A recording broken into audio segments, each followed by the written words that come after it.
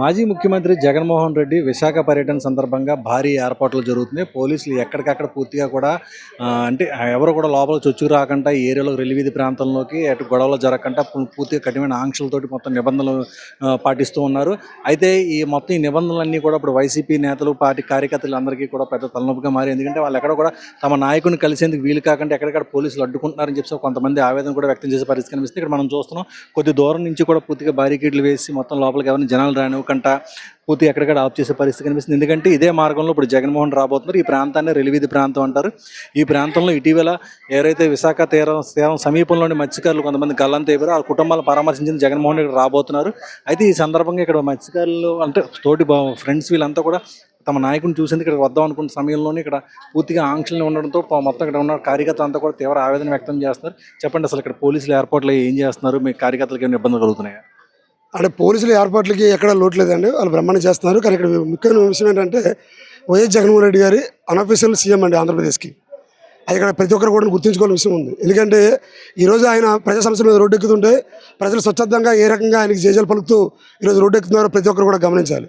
అందులో భాగంగానే ఈరోజు తప్పైన మత్స్యకార సోదరులు వాళ్ళ కుటుంబాన్ని పరామర్శించడానికి ఈరోజు విశాఖపట్నం వస్తున్న మాజీ ముఖ్యమంత్రి గారు వైఎస్ జగన్మోహన్ రెడ్డి గారిని ఈరోజు ప్రతిపక్షాలు అన్ని ఒంటరి చేయడం ఉద్దేశంలో భాగంగా ఈరోజు స్వచ్ఛందంగా వస్తున్న జనాలను కూడా అన్ని వైపులు కూడా అష్టదిగ్బంధనం చేసి ప్రజలను ఎవరిని కూడా ఆయన దగ్గర రానివ్వకుండా, ఆయన చేరనివ్వకుండా, వాళ్ళ సమస్యల్ని చెప్పడానికి అవకాశం లేకుండా రకంగా ఈరోజు ప్రయత్నాలు జరుగుతున్నాయి.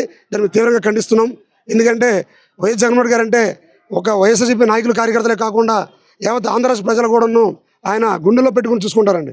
అటువంటి జగన్మోహన్ గారు ఈరోజు విశాఖపట్నం వస్తున్నారంటే విశాఖపట్నంలో నుంచి అన్ని నియోజకవర్గాల నుంచి ప్రజలు కూడా ఈరోజు మొగ్గలు అవుతున్నారు. ముఖ్యంగా చెప్పాలంటే మా దక్షిణ నియోజకవర్గ వాసుపల్లి గణేష్ కుమార్ గారి పిలుపు మేరకు ఈరోజు స్వచ్ఛందంగా బడుగు బలహీన వర్గాలు చెందినటువంటి అనేక మంది ఈ యొక్క మధ్యతరగతి కుటుంబాలు చెందిన వాళ్ళందరూ కూడా వారి యొక్క సమస్యలు చెప్పడం కోసం మా నాయకుడు వస్తున్నారు, ఈ ప్రభుత్వంలో ఇబ్బంది పడుతున్నాం, మాకు స్వేచ్ఛగా మాట్లాడే కూడా హక్కులు లేకుండా పోతుంది అని చెప్పి ఈరోజు ప్రజలందరూ కూడాను మాకు ఆయన దిక్కు, ఆయనకు మా విషయాలు కానీ చెప్పుకుంటే మాకు ఆయన మళ్ళీ ప్రభుత్వం వస్తుంది, ఆయన ప్రభుత్వంలో అందరూ మేలు జరుగుతుందని చెప్పి ఈరోజు ప్రజలందరూ కూడా చూడండి స్వచ్ఛందంగా ఎంతమంది వస్తున్నారు.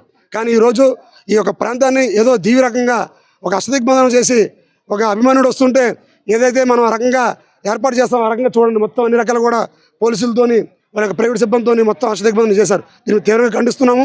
ఎందుకంటే జగన్మోహన్ రెడ్డి గారు ఇంట్లో ఉండే నాయకుడు కాదు, ప్రజల మధ్య ఉండే నాయకుడు. అటువంటి నాయకుడు ప్రజల మధ్యకి వస్తున్నప్పుడు మీరు ఆ ప్రజలను కల్పించాల్సిన బాధ్యత మీ మీద ఎంత ఉంది ప్రభుత్వం మీద. కాబట్టి ఇటువంటి చర్యలు మానుకోవాలని చెప్పి ప్రజలని జగన్మోహన్ రెడ్డి గారిని ఎవరు విడదీయలేరు. ఈ సందర్భంగా మీరు ఎన్ని అడ్డంకులు సృష్టించినా అడ్డంకులు దాటుకొని ప్రజలు వైఎస్ఆర్సీపీ కార్యకర్తలు జగన్మోహన్ రెడ్డి గారు కలుస్తారని ఈ సందర్భంగా తెలియపరచుకోండి. టీడీపీ వాళ్ళు ఈ యొక్క పరామర్శలతోటి కొత్త కుట్రలు తెరలేపుతున్నారని చెప్పి ఆరోపిస్తున్నారు, మీరేమంటారు? చెప్పండి. అంటే జగన్మోహన్ రెడ్డి గారి పరామర్శల పేరుతో మరొక కొత్త కుట్రలకు పాల్గొంటున్నారు అని చెప్పి అంటున్నారు, మీరేమంటారు? గతంలోని స్టీల్ ప్లాంట్లోని ఒక సంఘటన జరిగినప్పుడు లోకేష్ గారు వచ్చి మేము వచ్చాము ముందు జగన్ గారు వచ్చారని స్వయంగా లోకేష్ గారు అనడం జరిగింది. అంటే ఎవరికైనా ఇబ్బంది జరిగినప్పుడు బాధితుల్ని పరామర్శించడం అనేది రాజకీయ నాయకుల లీడర్ల యొక్క వాళ్ళకు మంచి ఆలోచన కలిగి ఉంటారు. కాబట్టి వచ్చాము ఇప్పుడు అనేక మందికి అనేక విధాలుగా జరిగినప్పుడు ఏదైనా సంఘటన జరిగినప్పుడు వాళ్ళ యొక్క నష్టపరిహారం ఏ విధంగా ఇవ్వాలి, ఎంతవరకు ఇస్తే బాగుంటుంది అనేది చాలా ఇంపార్టెంట్. మొట్టమొదటికి ఇక్కడ జరిగిన తర్వాత కూడా ఆ రోజు రాత్రే ఒకవేళ రెస్క్యూ టీం అందరూ వెళ్ళుండుంటే దొరికేమో అని చెప్పేసి చాలామంది మాట్లాడడం జరిగింది.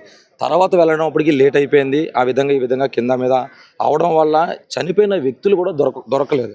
కనీసం వాళ్ళతో ఫోన్లో మాట్లాడి పరామర్శించి కొంతమందిలో వచ్చారు. మీకు తెలుసు కొల్లు రవీంద్ర గారు వస్తే ఏ విధంగా వ్యతిరేకత జరిగింది, ఏ విధంగా పోర్ట్లో ఆ హార్బర్ దగ్గర చాలా గట్టి గొడవలాడి ఆయన కూడా వెనక్కి పంపించడం జరిగింది.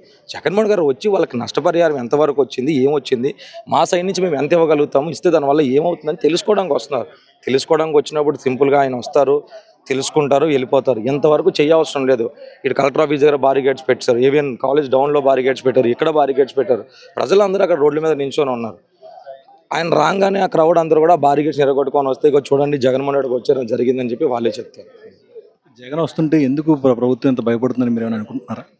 ముఖ్యంగా భయపడడానికి కారణం అంటే ఇది నా పర్సనల్ అభిప్రాయం ఏంటంటే ఇక్కడికి పార్టీలు అతీతంగా ఈరోజు ఎవరైతే మత్స్యకారులు బోటు గల్లంతై చనిపోయి దీనికి నష్టపరిహారం గురించి వాళ్ళు పోరాటం చేస్తూ వాళ్ళ బతుకుల జీవనాధారం గురించి వాళ్ళు పోరాటం చేస్తూ దానికి మాజీ ముఖ్యమంత్రి వర్యులు అందరికీ ప్రజల్లో ఉన్న నాయకుడు వచ్చి ఈరోజు పరామర్శించడానికి మన అన్ని పార్టీలతో కూడా అతను సహకారం చేయాలి. అంటే అతను మీరు పార్టీల వివరంగా మీ పార్టీల రాజకీయాలు చూసుకోండి, కానీ ఈరోజు కుట్రలు పన్ని అతను ఏదైతే ప్రజల్లో ఉన్న నాయకుడు మళ్ళీ రోడ్డు మీదకి వస్తే అతనికి ఇంకా బలం పెరిగి రానున్న రోజుల్లో కూటమి ప్రభుత్వానికి చెల్లాచెదురయ్యి పార్టీ అధికారంలోకి వస్తున్న ఉద్దేశంతో వాళ్ళు భయపడుతున్నారు.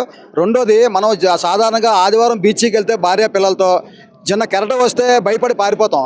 అలాంటిది ఈరోజు మత్స్యకారులు వాళ్ళు ప్రాణాలు తెగించి, అంటే తిరిగి బయటికి వేటకి వెళ్తే బయటికి వస్తామో లేదా అన్నది కూడా వాళ్ళకి తెలియదు. ఇంట్లో భార్య పిల్లలు వదులుకొని రాత్రి వెళ్ళిపోయి తెల్లవారు వాళ్ళు ఇంటికి వస్తారో లేదో తెలియదు ఆ భార్య పిల్లలకి. అలాంటి మత్స్యకారులు ఈరోజు ప్రాణాలు ఒడ్డి ఇచ్చేసుకొని ఆ లోపల వేటకెళ్ళి తిరిగి రాకపోతే మానవతా దృక్పథం వాళ్ళకి మనం సపోర్ట్ చేయడం మానేసి వచ్చిన ప్రజల్ని సహకరిస్తున్న నాయకులందరినీ కూడా అష్టదిగ్బంధన చేసి ఈరోజు మీకు అధికారం ఉంది, అష్టదిగ్బంధన చేయొచ్చు, కానీ ఎల్లకాలం అధికారం మీ చేతుల్లో ఉండదు. జగన్మోహన్ రెడ్డి గారికి అధికారం వచ్చిన తర్వాత రేపు తీవ్రంగా ఏ విధంగా పరిణామాలు ఉంటుందో మీరే చూస్తారు. ఇక్కడ మన పార్టీలకు అతీతంగా ఈ మత్స్యకారులకు మనం సపోర్ట్ చేయాలని నా ఉద్దేశం. ఇక్కడ జరుగుతున్నది మొత్తం చూస్తుంటే మొత్తం పూర్తిగా ఎక్కడికక్కడ కార్యకర్తలను అడ్డుకోవడానికి మాత్రం తీవ్రంగా ఇదంతా ఖండించడం జరుగుతుంది. ఎందుకంటే ఈ విధంగా అడ్డుకోవడం వల్ల తమ నాయకుడిని తమ దగ్గర నుంచి దూరం చేస్తున్నారన్న ఒక భావన వాళ్ళలో కలుగుతుంది. అయితే మరోవైపు తెలుగుదేశం పార్టీ చేస్తున్న ఆరోపణలు కూడా అంతా కూడా తీవ్రంగా ఖండిస్తున్నారు. ఎందుకంటే బాధితుల పరామర్శల కోసం వస్తే దీన్ని కుట్రలు అనడం, అలాగే శవరాజకీయాలు అనడం మాత్రం చాలా తప్పు అని చెప్తున్నారు. ఇప్పటికే మనం చూడొచ్చు, చాలా దూరం నుంచి మొత్తం అంతా ఎక్కడిక్కడ బ్యారికేడ్లు ఏర్పాటు చేసి చాలా ఆంక్షలు ఇక్కడ విధించడం జరుగుతుంది. ఈ విధంగా చేసి తమ నాయకుడిని తమ నుంచి దూరం చేస్తున్నారని చెప్పి వీళ్ళంతా కూడా పెద్ద ఎత్తున ఆందోళన చేసే పరిస్థితి కనిపిస్తుంది. అయినప్పటికీ కూడా పోలీసులు తన పన్నం తాము ముందుకు వెళ్ళిపోతున్నారు. మరి కాసేపట్లో ఇక్కడ జగన్మోహన్ రెడ్డి వచ్చి ఇక్కడ బాధిత కుటుంబాలందరినీ కూడా పరామర్శించి వాళ్ళకి మేము ఉన్నామని చేసి ధైర్యాన్ని ఇవ్వబోతున్నారని చెప్పి ఇక్కడ మనకు పరిస్థితి చూస్తుంటే అర్థమవుతుంది.